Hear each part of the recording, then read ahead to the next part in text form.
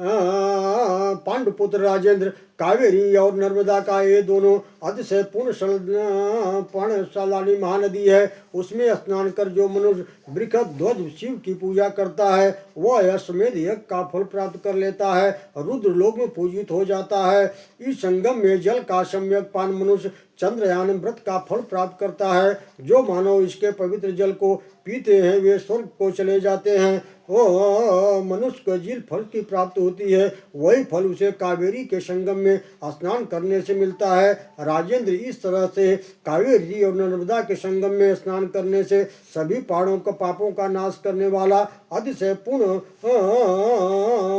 फल प्राप्त होता है। मार्कंडे जी ने कहा, राजन, नर्मदा के उत्तर तट पर यंत्रेश्वर नाम से प्रसिद्ध एक श्रेष्ठ तीर्थ है। वहाँ स्नान कर मानव देवताओं के साथ आनंद मनाता है। इसी तीर्थ के प्रभाव से मेघनाथ को इंद्रजित नाम प्राप्त हुआ था। वहाँ मेघनाथ जाना चाहिए। मेघ के गर्जना सी ध्वनि होती रहती है। वहाँ पे उस स्थान पर मेघनाथ गण के श्रेष्ठ पद को प्राप्त किया था। इसके बाद अमरातकेश्वर तीर्थ में जाना चाहिए, वहाँ स्नान करना चाहिए। इसके बाद प्रसिद्ध धारा तीर्थ में जाना चाहिए, वहाँ स्नान कर मनुष्य पितरों और देवताओं का मनुष्य को पितरन तर्पण करना चाहिए। राजेंद्र, इसके बाद ब्रह्मावर्त नाम से प्रसिद्ध तीर्थ में जाना चाहिए। युधिष्ठिर, वहाँ ब्रह्मा सदा विराजमान रहते हैं। इसके बाद अंगारेश्वर जाना चाहिए, वहाँ का स्नान करने से मनुष्य सभी पापों से मुक्त हो जाता है। इसके बाद कपिला नाम से प्रसिद्ध श्रेष्ठ तीर्थ में जाना चाहिए। राजन, वहाँ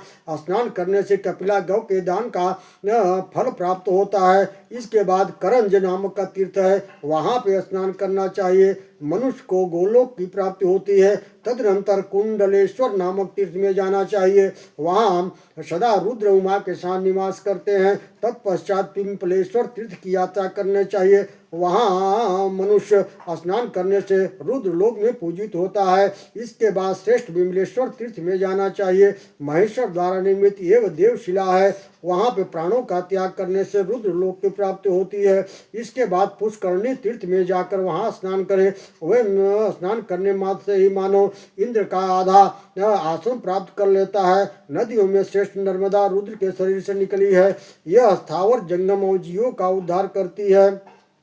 यह नर्मदा संसार के हित की कामना से रुद्र के शरीर से निकली है। तब युधिष्ठिर ने पूछा, हे मुनिश्रेष्ठ, इस पृथ्वी पर महादेव जी का त्रिशूल किस स्थान पर गिरा था वह बतलाइए। मार्कंडे जी ने कहा, वह महान पुण्यमय तीर्थ शूलभेदन नाम से प्रसिद्ध है, वहाँ स्नान कर महादेव जी की पूजा करे, उसे 1000 गौदान का फल प्राप्त होता है। नराधिप, जो मनुष्य उस तीर्थ स्नान में 3 रात तक महादेव जी की पूजा करके निवास करता है, उसका पुनर्जन्म नहीं होता है। इसके बाद भीमेश्वर, नारदेश्वर, आदित्येश्वर, नंदकेश्वर का दर्शन करने से, जन्म धारण करने से सर्वोच्च सुलभ हो जाता है। इसके बाद वरुणेश और स्वतंत्रेश्वर का दर्शन करना चाहिए। इसके पश्चात दर्शन करने से सभी तीर्थों का फल प्राप्त हो जाता है। यह राजेंद्र, इसके बाद कोट तीर्थ नाम से प्रसिद्ध स्थान जाना चाहिए, जहाँ युद्ध हुआ था, वहाँ अनुसरण मोहित हुए थे। राजन, वहाँ बल के घमंड में चूर दानवगण मारे गए थे,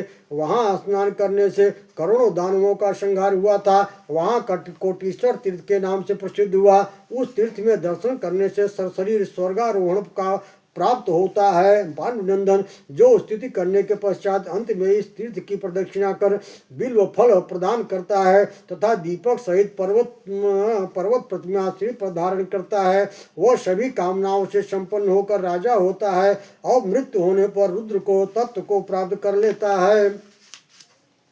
राजेंद्र, इसके बाद श्रेष्ठ पिंगलेश्वर तीर्थ की यात्रा करनी चाहिए। राजेंद्र, तदुपरांत एरंडी तीर्थ की यात्रा करनी चाहिए। एरंडी नदी पाप नाशक के रूप में तीनों लोक में विख्यात है। उसके संगम में स्नान करने से मनुष्य भी पातकों से मुक्त हो जाता है। राजन, इसके बाद चंद्रभागा नदी पर जाकर वहाँ स्नान करे। स्नान मात्र से मनुष्य चंद्रलोक में प्रतिष्ठित होता है। नर्मदा के उत्तर तट पर मनोहर आदित्यायतन नामक तीर्थ है, ऐसा महादेव जी ने कहा है। राजेंद्र, उस तीर्थ में स्नान करके जो यथाशक्ति दान देता है, वह दान उसका तीर्थ के प्रभाव से अक्षय हो जाता है। तत्पश्चात पश्चिम में स्थित श्रेष्ठ मरुतालय तीर्थ की यात्रा करनी चाहिए। जो विद्वान वहाँ स्नान बुद्धिमान मनुष्य वहाँ स्नान करता है वह पवित्र हो सावधानी पूर्वक यथाशक्ति सुवर्ण का दान करता है। वह पुष्पक विमान द्वारा वायु लोक की ओर चला जाता है। तदनंतर शुभ तीर्थ में जाए और वहाँ स्नान करें। वहाँ स्नान करने से मनुष्य गोलोक में पूजित होता है। राजेंद्र तत्पश्चात जनार्दन लिंग की यात्रा करे। राजेंद्र वहाँ नाम से वहाँ स्नान करने से मनुष्य विष्णु लोक में पूजित होता है। नर्मदा के दक्षिण तट पर रमणी कुसुमेश्वर तीर्थ है। वहाँ स्वयं कामदेव कठोर तपस्या की थी। वहाँ स्नान करने से वह शंकर की सर्व भावना से उपासना की थी। शंकर के कुसुमेश्वर स्थित श्वेत परवी यम हुताश सुख परवा ये सभी किसी समय जल गए थे। 1000 दिव्य वर्षों तक तपस्या करने पर महेश और पृथ्वी पर प्रसन्न हुए। इस प्रकार प्रसन्न उमापति रुद्र ने इन्हें वरदान दिया था। इन लोगों को मोक्ष प्रदान करने का नर्मदा तट पर प्रतिष्ठित हो गए।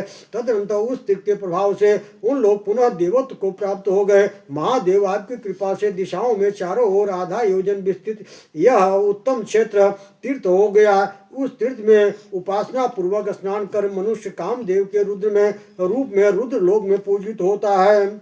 जो यहाँ आकर महाबली दंडपाणि क्षेत्रपाल का दर्शन नहीं करता और कर्ण कुंडल को नहीं देखता उसकी यात्रा व्यर्थ हो जाती है।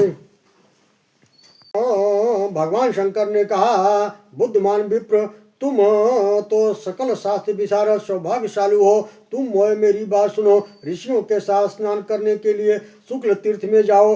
मनु अत्रि कश्यप याज्ञवल्क्य उषान अंगिरायम आप स्तंभ संवर्ध कात्यायन बृहस्पति नारद और गौतम ये ऋषिगण धर्म की अभिलाषा से युक्त हो उस तीर्थ का सेवन करते हैं। गंगा कनखल में पुण्य को देने वाली है। सूर्य ग्रहण के समय प्रयाग पुष्कर गया और कुरुक्षेत्र विशिष्ट पुण्य फलदायक हो जाते हैं।